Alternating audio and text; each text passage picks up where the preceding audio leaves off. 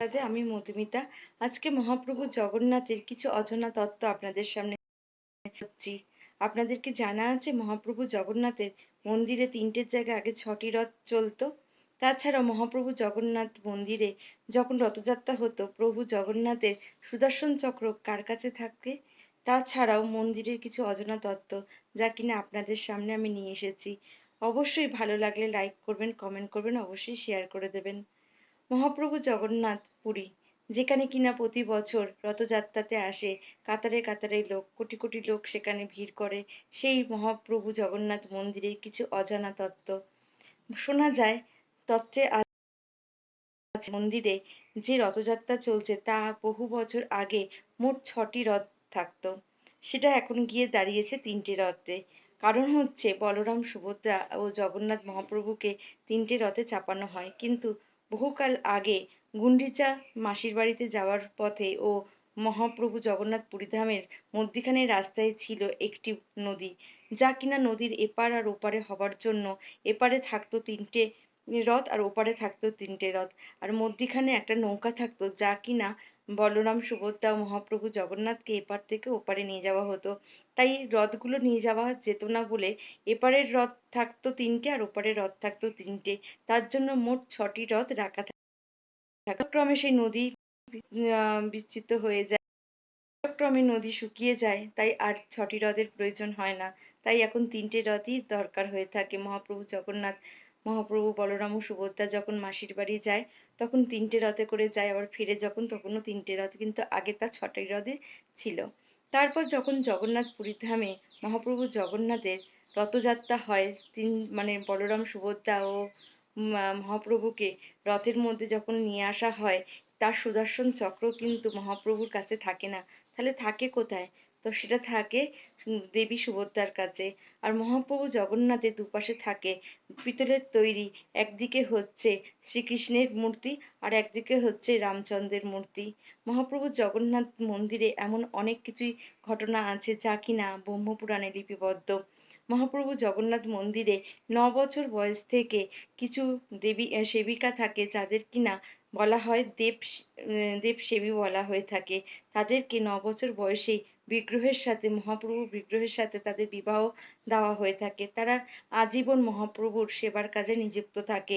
এমনকি তারা সারাদিনের কোনো একটি টাইমে মহাপ্রভুর কাছে গিয়ে তারা নৃত্য প্রদর্শন করেন, কিন্তু তাদের একটি নিষেধ আছে, তারা সর্বদাই মহাপ্রভুর দিকেই তাকিয়ে তাদেরকে নৃত্য করতে হয়। কোনো দর্শকের দিকে তারা তাকাতে পারে না, এমনকি কোনো অপর পুরুষ সঙ্গ তারা করা নিষিদ্ধ রয়েছে। মহাপ্রভু স্বয়ং তাদেরকে এই বর দিয়ে থাকেন যে সর্বদাই তারা ভগবানের কাজে লিপ্ত থাকে। তার জন্য তারা ৯ বছর বয়সেই মহাপ্রভুর কাছে সেবায় নত হয় এবং তাদের অর্ধাঙ্গিনী হিসাবে পরিচিতি লাভ পায়।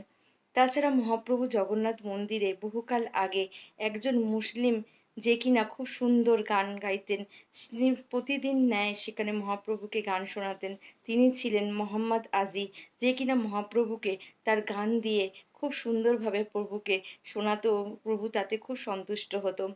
মহাপ্রভু জগন্নাথ এমনই ছিলেন যেখানে কোনো জাতি ভেদাভেদ বা ভেদাভেদ কখনোই তিনি মানেননি। তিনি একমাত্র এমন প্রভু যিনি কিনা ব্রাহ্মণ এবং সমস্ত শূদ্রদের একসাথে মিলন বন্ধন করেছেন, কারণ তার পুজো শুরু হয়ে থাকে নিচু জাতের দিয়ে, যাদেরকে কিনা আমরা অছুঁচ বলি, যাদেরকে আমরা খুব ঘৃণার চোখে দেখি। মহাপ্রভু জগন্নাথ তাদেরকে আপন করে নিয়েছে। তিনি বলেছেন জাতিপাতি বলে কিছু হয় না, তাই তো পুরীর জগন্নাথে জাতপাত বলে কিছু হয় না। কারণ আগে এই মন্দিরের পুজো প্রথম নেওয়া হয়েছিল সাঁওতাল জাতিদের হাত থেকে, আর পরে এসেছে ব্রাহ্মণরা। তাই এই জগন্নাথ মন্দিরের বহু এমন লীলা আছে যেগুলো আমাদের কাছে খুবই অজানা। এমনকি গর্ভগৃহে এখনো পর্যন্ত সোনা মুক্ত যা কিছু সঞ্চিত রয়েছে তার সবই কিছু নাগ দেবতা দ্বারা সুরক্ষিত হচ্ছে। বলা যায় যীশুখ্রিস্ট এই মন্দিরে এসেছিল মহাপ্রভু জগন্নাথকে দর্শন করতে, তারও সাক্ষী রয়েছে গর্ভগৃহের অন্তরালে, যেখানে রয়েছে একটি ক্রুশবিদ্ধ সেখানে রয়েছে। এরকম অজানা অনেক কিছু তত্ত্ব মহাপ্রভু জগন্নাথ মন্দিরে আমরা অনেক কিছু থেকে জানতে পারি। ব্রহ্মপুরাণ এবং নারদ মহাপুরাণ থেকে জানা যায়, যখন রাজা ইন্দ্রদম্ন যখন এই পুরীর মন্দিরটা স্থাপন করেছিল, তখন তিনি শ্রীকৃষ্ণের আদেশেই এই মন্দিরটি স্থাপন করেন। কিন্তু পরবর্তীকালে এই মন্দিরটিকে বিভিন্ন রাজারা এবং শাসনকালে যারা এসেছিলেন সবাই তাদের নিজের মতন করে একেকটা জিনিস গড়ে তুলেছিলেন। শোনা যায় আগে এখানে নীল মাধবের পুজো হয়ে থাকতো। আর সেটা করতো সাঁওতাল জাতি। পরে ইন্দ্রদম্নু নিজের ভগবানের শ্রী বিষ্ণুর তিনি পরম ভক্ত ছিল। পরবর্তীকালে তিনি এই জগন্নাথ মন্দির স্থাপন করেন।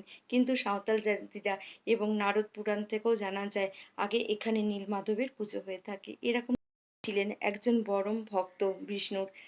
তাই ভক্ত কখনো ভগবানের কাছে কিছু চাইতে পারে না। তাই একবার যখন জগন্নাথ প্রভু তাকে জিজ্ঞাসা করে তুমি কিছু বর চাও, তখন প্রভু ইন্দ্রধম্য মহারাজা জগন্নাথের কাছে বর চায় তিনি যাতে নিঃসন্তান হয়। তাই তো তার কখনো সন্তান হয়নি। কারণটি হচ্ছে তিনি চেয়েছিলেন তার কোনো সন্তান যাতে এসে পরবর্তীকালে এই জগন্নাথ মন্দিরে আধিপত্য না বিস্তার করে বা নিজের অধিকার সম্পত্তি ভাবে যাতে না ভেবে থাকে। তাই তো মহারাজাকে প্রভু জগন্নাথ আশীর্বাদ দেয় যাতে সে সর্বদাই নিঃসন্তান থাকে। কিন্তু তার বিনিময়ে জগন্নাথ প্রভু তাকে বলেন যে তিনি সর্বদাই এখানে জাগিত অবস্থায় থাকবে। তিনি মাত্র এক প্রহরের জন্য বিশ্রাম নেবে। আর সেই এক প্রহরটা হয়ে থাকে মাত্র ৩ ঘন্টা। তাই মহাপ্রভু জগন্নাথ পুরী ধামে এক ধামে জগন্নাথ মহাপ্রভুর মাত্র এক প্রহরের জন্য জগন্নাথ মন্দিরের দ্বার বন্ধ থাকে। বাদবাকি সর্বদাই মন্দিরের দ্বার সর্বদাই ভক্তের জন্য খোলা থাকে। আর সর্বদাই ভগবান সকলের দিকে বড় বড় চোখ করে তাকিয়ে থাকে, যার তার চোখের পাতা পলক পড়ে না। তিনি সর্বদাই সকলকে রক্ষা করার জন্য সদাই নিদ্রাহীন হিসেবে থেকে থাকে। যদি আপনাদের এই পৌরাণিক মহাপ্রভু জগন্নাথের এই সুন্দর অলৌকিক ঘটনা, পৌরাণিক ঘটনাটি আপনাদের ভালো লাগে তাহলে অবশ্যই লাইক করবেন, কমেন্ট করবেন, অবশ্যই শেয়ার করে দেবেন। রাধে রাধে।